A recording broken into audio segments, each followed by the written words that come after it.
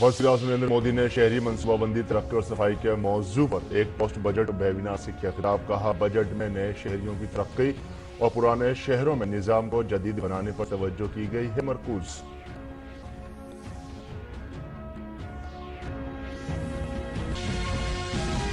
G20 ममालिक के वज़ीर खारजा का इजलास आज से नई दिल्ली में हो रहा है शुरू।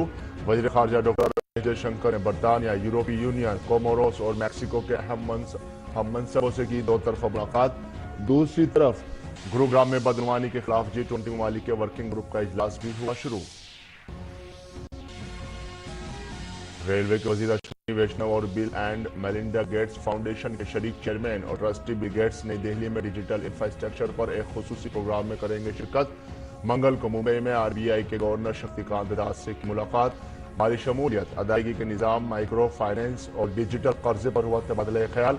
महदूद वसाइल की मदद से रुकावटों पर काबू पाने के लिए की भारत की तारीफ।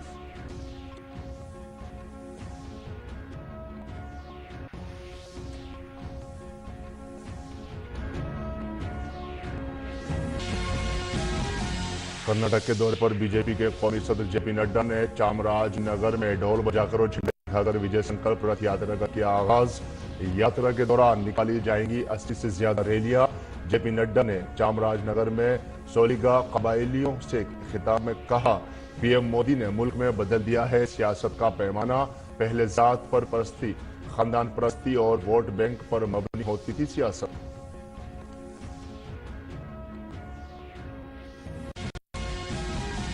दुनिया में टमाटर और प्याज की किल्लत के दरमियान भारत में प्याज की कीमत को सहारा देने के लिए मरकजी हुकूमत सरगर्म।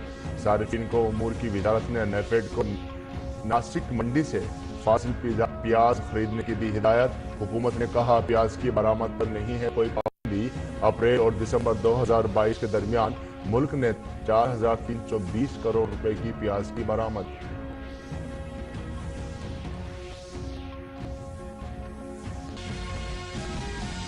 यूनान में खौफनाक ट्रेन हादसा, 32 अफराद हलाक, 85 जख्मी, 250 से ज्यादा अफराद को बचा लिया गया। मुसाफिर ट्रेन और मालगाड़ी में हुआ तसादुम।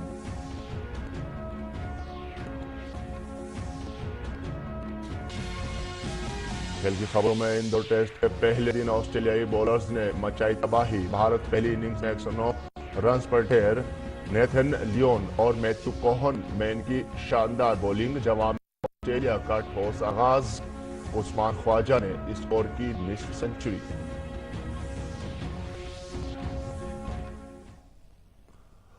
आदाब नाज़रीन, खबरनामे में आपका खैर मकदम है। मैं हूं आपके साथ फहीम अहमद।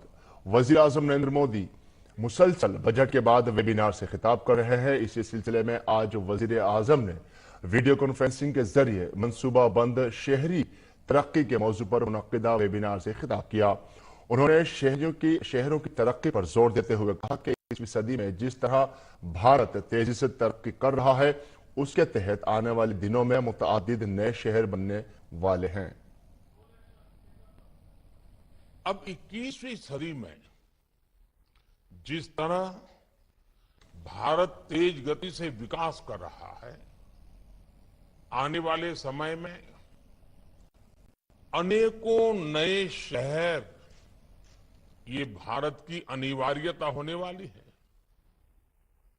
ऐसे में भारत में अर्बन डेवलपमेंट के दो प्रमुख पक्ष हैं। नए शहरों का विकास और पुराने शहरों में पुरानी व्यवस्थाओं का आधुनिकीकरण।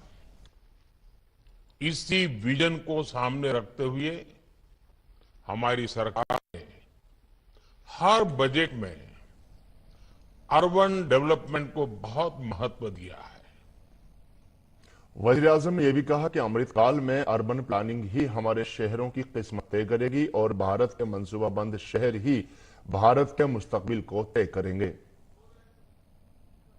अर्बन डेवलपमेंट में अर्बन प्लानिंग और अर्बन गवर्नेंस दोनों की बहुत बड़ी भूमिका होती है। शहरों की खराब प्लानिंग या प्लान बनने के बाद उसकी सही इंप्लीमेंट न होना हमारी विकास यात्रा के सामने बड़ी चुनौतियां पैदा कर सकता है। अर्बन प्लानिंग के तहत आने वाली स्पेशल प्लानिंग हो, ट्रांसपोर्ट प्लानिंग हो, अर्बन इंफ्रास्ट्रक्चर प्लानिंग हो, वाटर मैनेजमेंट हो, इन सभी एरिया में बहुत फोकस वे में काम करना जरूरी है। वज़ीर-ए-आज़म ने शहरी तरक्कियात पर जोर देते हुए कहा कि सभी रियासती हुकूमतें और शहरी मकामी बल्दिया मुल्क की तरक्की में उस वक्त मुआविन होंगी जब हम सब मंसूबाबंद शहरी इलाका तैयार कर सकेंगे। सभी राज्य सरकारों को और अर्बन लोकल बॉडीज को एक बात हमेशा याद रखनी होगी, वे देश को विकसित बनाने में तभी अपना योगदान दे पाएंगे जब वो प्लान अर्बन एरिया को तैयार करेंगे। हमें ये बात की बड़ी भली भांति समझनी होगी कि अमृत काल में अर्बन प्लानिंग ही हमारे शहरों का भाग्य निर्धारित करेगी और भारत के वेल प्लान शहर ही भारत के भाग्य को निर्धारित करेंगे। जब प्लानिंग बेहतर होगी तभी हमारे शहर क्लाइमेट रेजिलिएंट और वाटर सिक्योर भी बनेंगे। वज़ीर-ए-आज़म ने शहरी इलाकों में ट्रांसपोर्ट निजाम पर जोर दिया और कहा कि आज हमारी हुकूमत मुसलसल पूरे मुल्क में मेट्रो की तोसी कर रही है, जिससे शहरों के लिए आमद-ओ-रफ्त आसान हो रही है। शहरों के विकास का एक इंपॉर्टेंट पिलर होता है ट्रांसपोर्ट प्लानिंग। हमारी सरकार ने कई शहरों में मेट्रो रेल पर काम किया है। आज हम मेट्रो नेटवर्क के मामले में कई देशों से आगे निकल चुके हैं।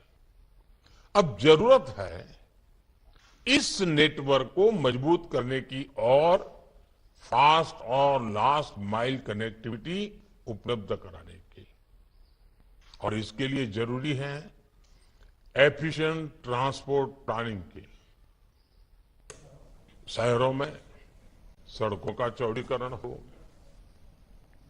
ग्रीन मोबिलिटी हो, एलिवेटेड रोड्स हो, जंक्शन इंप्रूवमेंट हो, इन सभी कंपोनेंट्स को ट्रांसपोर्ट प्लानिंग का हिस्सा बनाना ही होगा। दूसरी जानिब वज़ीर-ए-आज़म ने कहा कि भारत सर्कुलर मैशियत को शहरी तरक्की की बड़ी बुनियाद बना रही है। उन्होंने वेस्ट मैनेजमेंट का जिक्र करते हुए कहा कि आज मुल्क में 75% वेस्ट प्रोसेस हो रहा है। आज भारत सर्कुलर इकोनॉमी को अर्बन डेवलपमेंट का बड़ा आधार बना रहा है। हमारे देश में हर दिन हजारों टन म्युनिसिपल वेस्ट पैदा होता है। इसमें battery waste, electrical waste, automobile waste और टायर्स जैसी चीजों से लेकर कंपोस्ट बनाने तक की चीजें होती हैं। 2014 में जहां देश में केवल 14-15% वेस्ट प्रोसेसिंग होती थी, वहीं आज 75% वेस्ट प्रोसेस हो रहा है। अगर ये पहले ही हो गया होता तो हमारे शहरों के किनारे कूड़े के पहाड़ों से ना भरे होते। आज वेस्ट की प्रोसेसिंग करके इन कूड़े के पहाड़ों से भी शहरों को मुक्त करने का काम किया जा रहा है। वज़ीर-ए-आज़म ने यह भी कहा कि हमारे नए शहर कचरे से पाक, वाटर सिक्योर और क्लाइमेट रेजिलिएंट होने के चाहिए। इसके लिए हमें टियर 2 और टियर 3 में अर्बन इंफ्रास्ट्रक्चर और प्लानिंग में सरमायाकारी बढ़ानी होगी। हमारे नए शहर कचरा मुक्त होने चाहिए, वाटर सिक्योर होने चाहिए और क्लाइमेट रेजिलिएंट होने चाहिए। इसके लिए हमें टियर 2 और टियर 3 शहरों में अर्बन इंफ्रास्ट्रक्चर और प्लानिंग में निवेश बढ़ाना होगा। आर्किटेक्चर हो, जीरो डिस्चार्ज मॉडल हो, एनर्जी की नेट पॉजिटिविटी हो, जमीन के इस्तेमाल में एफिशिएंसी हो, ट्रांजिट कॉरिडोर्स हो या पब्लिक सेवाओं में एआई का इस्तेमाल हो। आज समय है कि हम हमारी फ्यूचर सिटीज के लिए नई परिभाषा तय करें, नए पैरामीटर सेट करें। बीजेपी के कौमी सदर जेपी नड्डा ने कर्नाटक के चामराजनगर में विजय संकल्प रथ यात्रा का आगाज किया। बीजेपी सदर ने नगाड़ा बजाकर और झंडी दिखाकर रथ को रवाना किया। इस मौके पर कर्नाटक के सीनियर लीडर मौजूद थे। इस साल कर्नाटक असेंबली का इंतखाब होने वाला है। बीजेपी सदर कर्नाटक दौरा इसलिए भी काफी अहम माना जा रहा है। इससे पहले बीजेपी सदर जेपी नड्डा ने महादेश्वर मंदिर में पूजा अर्चना की।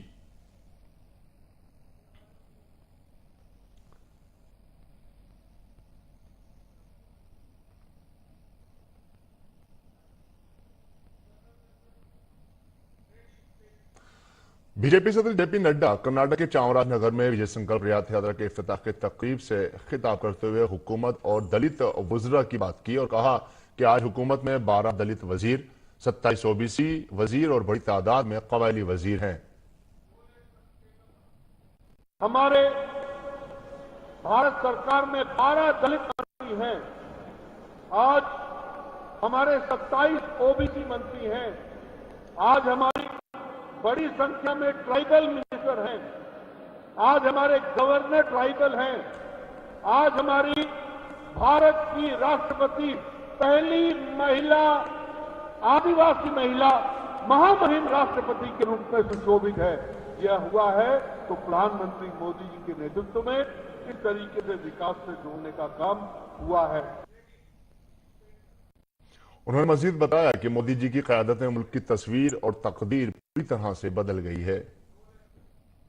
हम फार्मास्यूटिकल्स में, मोबाइल मैन्युफैक्चर में, ऑटोमोबाइल में, हमारे फार्मेसी में, केमिकल्स में, हर चीज में भारत आगे बढ़ रहा है और यह दूसरे, तीसरे, चौथे स्थान पर आकर के खड़ा हुआ है। इसलिए हम कह सकते हैं कि मोदी जी के नेतृत्व में देश की तस्वीर बदली है और तकदीर बदली है, यह हम गौरव से कह सकते हैं। G20 मुमालिक के वज़ीर खारजा की मीटिंग आज से नई दिल्ली में शुरू हो रही है। नाइजीरिया के वज़ीर खारजा जरीफी ओनायामा, यूरोपीय यूनियन कमीशन के नायब सदर जोसेफ बोरेल और अफ्रीकी यूनियन के सदर दोहिर धवल कमल, ICD deputy secretary general, ADB के नायब सदर शिक्सिन चीन और WHO के सफीर स्टेफनी सिडॉक्स नई दिल्ली पहुंच चुके हैं। इससे कबल बरतानिया के खारजा सेक्रेटरी जेम्स क्लोवरली और रूसी वज़ीर खारजा सर्गेई लारोफ और UNDESA के अंडर जनरल सेक्रेटरी ली जिनहोआ भी 2 रोजा मीटिंग में हिस्सा लेने के लिए नई दिल्ली पहुंचे। भारत के जरिए मधु G20 ममालिक समेत 40 ममालिक के नुमाइंदे इस मीटिंग में शामिल हो रहे हैं। इस मीटिंग में आबोहवा की तब्दीली, तरक्की पजीर ममालिक के कर्ज, आलमी बैंक और IMF जैसे कसीर इदारों में इस्लाहात जैसे मसाइल पर गौर खोज होगा। इस मीटिंग में अलहदा क्वाड ममालिक, अमेरिका, भारत, ऑस्ट्रेलिया और जापान के वज़ीर खारजा के साथ भी मीटिंग होगी। सेक्रेटरी खारजा ने मोहम्मद कवात्रा ने एक प्रेस कॉन्फ्रेंस के दौरान कहा कि वज़ीर आज़म नरेंद्र मोदी हमेशा अवामी शिरकत पर जोर देते रहे हैं। उन्होंने ये भी कहा कि वज़ीर खारजा की मीटिंग में 2 इजलास होंगे। पहले सेशन में कसीर फरीक निज़ाम, खुराक और तवानाई के तहफ़्फ़ुज़ के अलावा तरक्याती ताउन पर तबादला ख्याल किया जाएगा। दूसरे सेशन में इंसदाद दहशतगर्दी और मंशियात समेत दुनिया को दरपेश नए और उभरते हुए खतरात पर तबादला ख्याल किया जाएगा। इसके अलावा आलमी सतह पर सलाहियत साजी, इंसानी इमदाद और आफात के खतरे को कम से कम करने पर भी तबादला ख्याल किया जाएगा। This is the concept which my Prime Minister has always emphasized, underlined, pushed, which is the concept of Jan Bhagidari. How do you take the progress which the G20 makes, the recommendation that it stipulates, the prescriptions that it suggests in different areas, especially the ones which are important for the global south? How do you take these recommendations outside the boardroom discussions and take it to the people? How do you take G20 and connect it to the people? That, I think, is very important, not just, as I said, in Indian context, which we are doing. We are one of the key planks of India's G20 presidency is to run it as a presidency of Jan Bhagidari, which is essentially the participation and the contribution of the people. Secretary खारजा ने Ukraine और रूस के दरमियान जारी तनाज़े पर भी तशवीश का इजहार किया और कहा कि 20G वज़राए खारजा के इजलास में दुनिया भर इस तनाज़े के मुआशी असरात और दीगर असरात पर भी तवज्जो मरकूज की जाएगी. Foreign ministers would also focus on the ongoing situation in Russia, between Russia and Ukraine. But what is it that they come out with? And more importantly, among the G20 memberships, and when they meet tomorrow and discuss this, what is the understanding that they develop? Not just on Russia-Ukraine conflict, but also on the impact of that conflict on the rest of the world, particularly the economic impact, particularly the development impact, the challenges that the developing countries face because of that conflict. I think those are equally important to focus on. We should let the plenipotentiaries of the G20 foreign ministries meeting decide that on their own. G20 ममालिक के वज़ीर खारजा की meeting से अलहदा वज़ीर खारजा doctor S Jaishankar ने आज नई दिल्ली में बरतानिया के वज़ीर खारजा जेम्स क्लेवरली के साथ बाहमी मीटिंग की. मीटिंग के दौरान दोनों लीडरों ने गुज़िश्ता बातचीत के बाद बाहमी रवाबत में हुई पेशरफ्त का जायजा लिया. इसके अलावा दोनों लीडरों ने यंग प्रोफेशनल स्कीम की शुरुआत की तारीफ की. जयशंकर और क्लेवरली ने G20 एजेंडे के साथ साथ बैनुल अक़वामी सूरत हाल पर भी तबादला ख्याल किया. G20 की पहली anti corruption working group meeting आज से हरियाणा के गुरुग्राम में शुरू हुई. मरकजी वजीर doctor Jitendra Singh anti corruption working group ने मीटिंग का इफ्तिताह किया.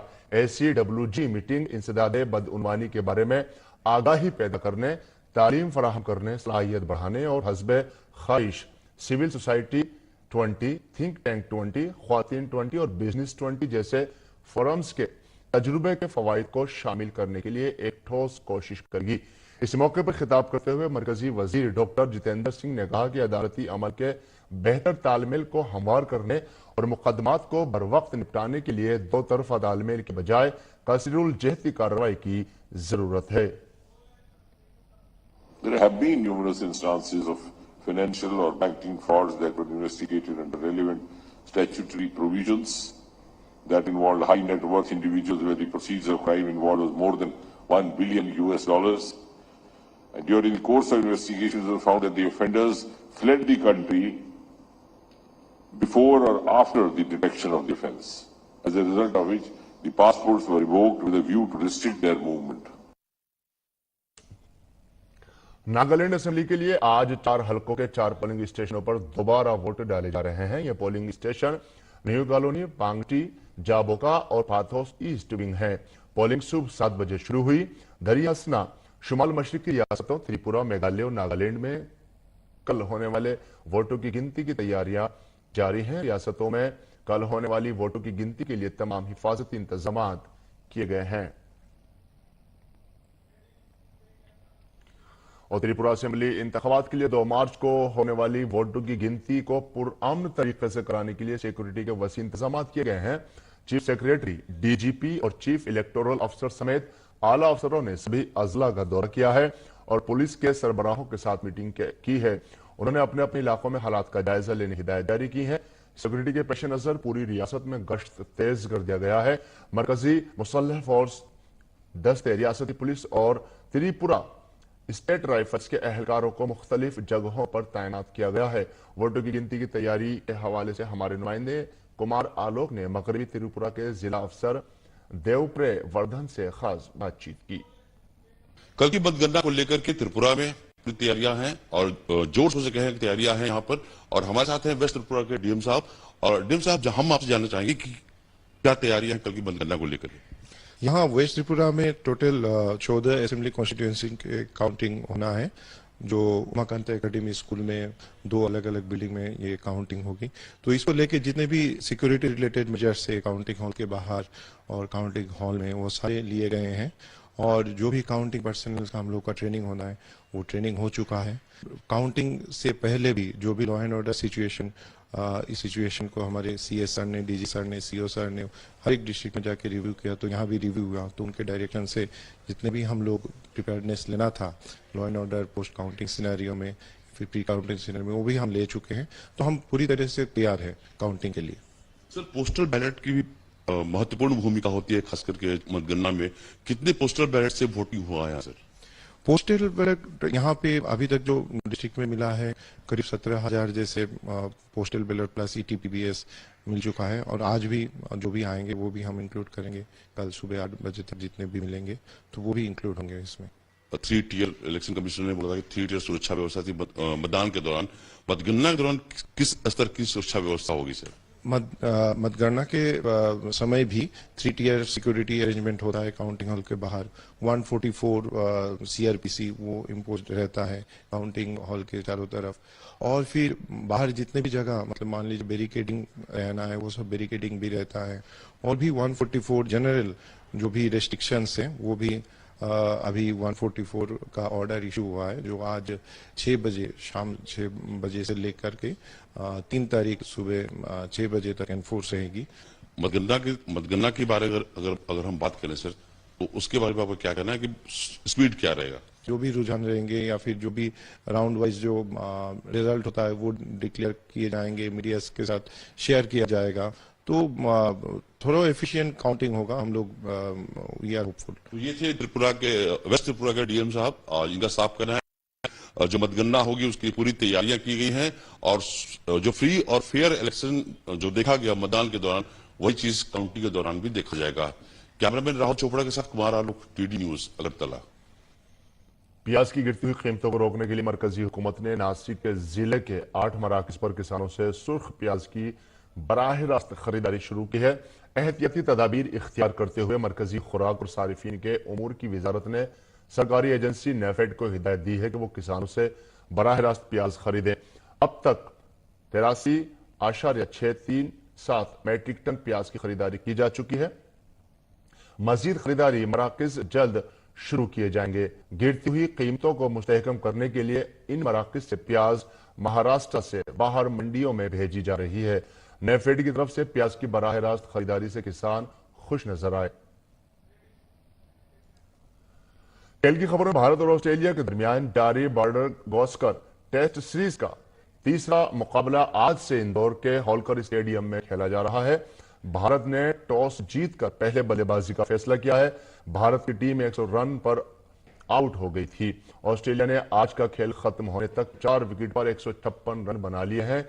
भारत के लिए यह मैच जहां वर्ल्ड टेस्ट चैंपियनशिप के फाइनल में पहुंचने का मौका है, वहीं ऑस्ट्रेलिया के लिए वापसी करना जरूरी है, क्योंकि भारतीय टीम इस सीरीज में 2-0 से आगे है। सीरीज का तीसरा मैच जीतकर team India World Test Championship के फाइनल में जगह बनाना चाहेगी।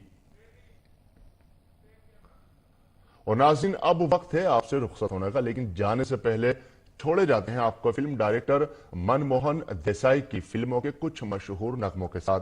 मनमोहन देसाई का आज यौम वफात है। आप इन नगमों से महजूज हों और हमें दे इजाजत। आदाब।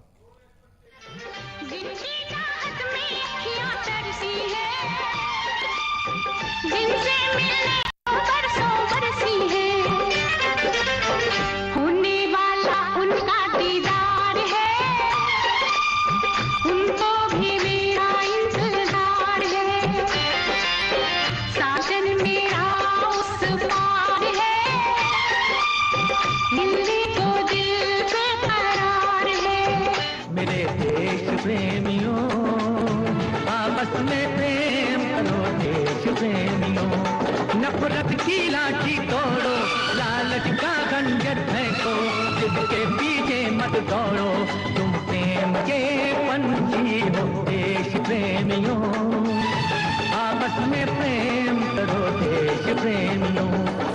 मेरे गम से समंदर का भी सीना, न थी मेरी किस्मत के देखूं मदीना, मदीने वाले से मेरा सलाम कहना, मदीने वाले से मेरा सलाम कहना। सात अजूबे इस दुनिया में, आठवीं अपनी जोड़ी, सात अजूबे इस दुनिया में, आठवीं अपनी जोड़ी, अरे थोड़े से भाई टूटे ना ये धर्मवीर की जोड़ी। हो हो हो हो हो हो हो।